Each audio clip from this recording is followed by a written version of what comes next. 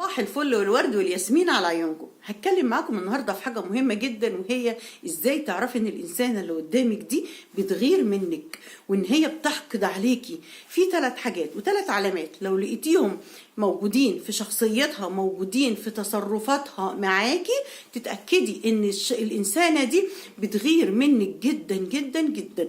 ايه هي ال3 حاجات دي؟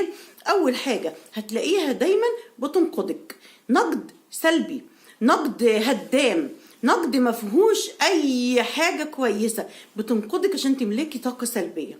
في ناس بتنقد الواحد او بتقول له، بتلفت نظره لحاجه في تصرف غلط بيعملها، بيكون قصدهم خير، بيكون قصدها ان تنصحك، انك تعدلي من نفسك وتبقي احسن.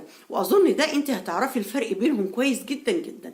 لكن الانسانه اللي تفضل تنقدك او تنقدك نقد على طول على طول على طول، ونقد بتريقه، عارفين النقد اللي بيطلع كده كانها بتتريق عليك او عليكي؟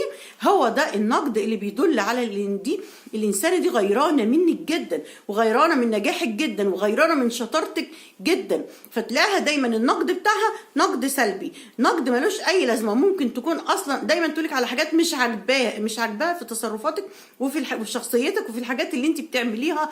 اصلا تقعد ايه اللي انت عامله ده؟ ايه اللي انت بتقوليه ده اصلا؟ هو انت ليه عامله بيتك كده؟ هو انت ليه ايه ده؟ ممكن تدخل بيتك تلاقي في حاجه جميله جدا عاجباها قوي قوي قوي، تقولش انها عاجباها، تدور على الحاجه الجميله دي ايه اللي في وسطها مش كويس، وتروح قايله لك عليها. يعني مثلا ايه ده اللي انت فرشه السجاده، اللون ده على فكره مش ماشيه خالص مع الطقم. ممكن تنقدك في شخصيتك وفي طريقه كلامك. ايه ده؟ ايه الطريقه اللي انت بتتكلمي بيها دي؟ ايه ده الاكل اللي انت عاملاه ده؟ إيه؟ نقد في اي حاجه، ونقد سلبي مش نقد ايجابي. لان لو نقد ايجابي هتقوله بطريقه كويسه، وانت هتحس ان النقد ده علشان مصلحتك وعشان تغيري من نفسك الاحسن. لكن اللي بيغير منك او اللي بتغير منك دايما بتنقدك نقد سلبي، ونقد فيه غيظ، ونقد فيه تريقه، جزء من الايه؟ جزء من التريقه. ايه تاني؟ عندنا في لغه اسمها لغه الجسد. طبعا كلنا عارفين ان عندنا لغه الجسد، ملامحي ووشي وايديا بيعبروا عن انا بقول ايه. فلو لقيتي الانسانه اللي قدامك دي بتعمل حركه، لو سمعت عنك خبر مش كويس، سمعت عنك خبر مش كويس، حاجة محزنة، نتيجة لولادك مش كويسة، حاجة حصلت لك مش كويسة، تلاقي عملت ازاي. ركزوا معايا في الحتة دي بس قبل ما اعمل لكم الحركة. اللي مش مشترك في القناة بقى يشترك بسرعة كده، واللي بيشوفني لأول مرة، أنا حسناء صادق، أهلا بيكم في بيتنا الصغير. إن شاء الله يكبر يكبر يكبر بينا كلنا إن شاء الله، في جروب ستات بيوت قدها وقدود، إن شاء الله نبقى مع بعض العمر كله بإذن الله. واللي بيشوفني كتير يعمل لي لايك، ما ينساش اللايك في الفيديو يا جماعة. ايه لغه بقى الجسد دي؟ ان اول ما يسمعوا خبر مش كويس عنك هتلاقيها عملت كده.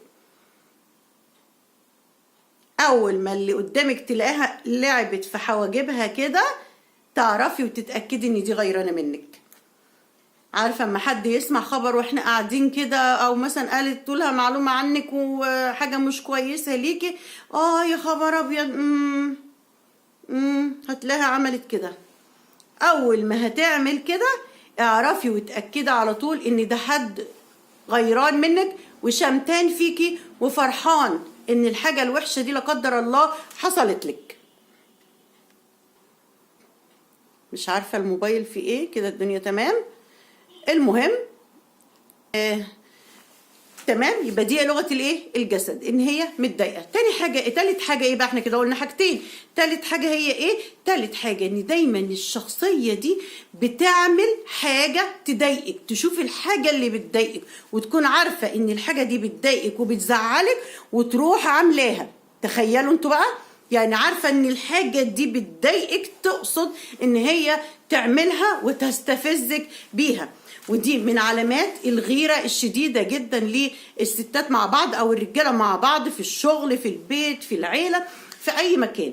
ان هي تعرف انت ايه اللي بيضايقك وتروح عامله، تلاقيها مركزة قوي على اللي بيضايقك وتعمله. زي اي حاجة بقى، بتحبيش تحطي الحاجة بالطريقة دي، تروح حطاها هي بالطريقة دي.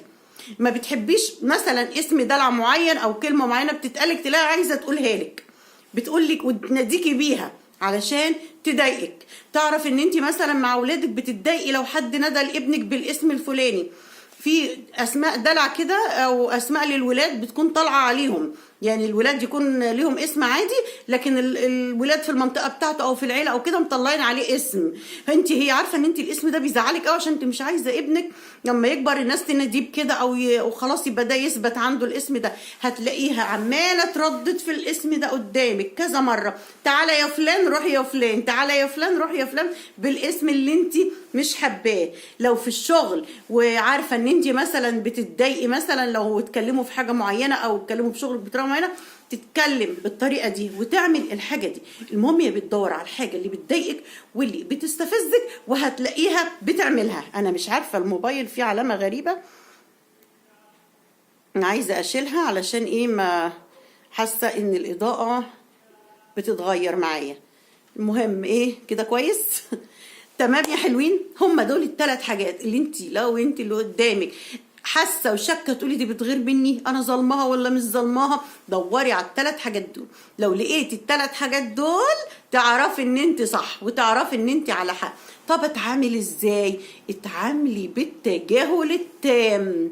تبقي انت شاطره ومية مية لو انت اللي غصتيها وانت اللي تجاهلتيها وحسستيها ان هي هوا ولا مأثر فيكي، كده بقى هتغير اكتر وهتموت اكتر يعني. لكن انك تديها اهتمام او تزعلي او تبيني ان انت زعلتي، كده انت بتفرحيها. لو مثلا قمتي وسبتي المكان وما كملتيش القعده بتاعتك، يبقى انت بتفرحيها وخلتيها انتصرت عليكي. لكن التجاهل والضحكه بابتسامه وانك تغيري الموضوع ولا كانك سامعه ولا كانك اي حاجه، وتتجاهليها ان انت ايه، تتجاهليها ازاي؟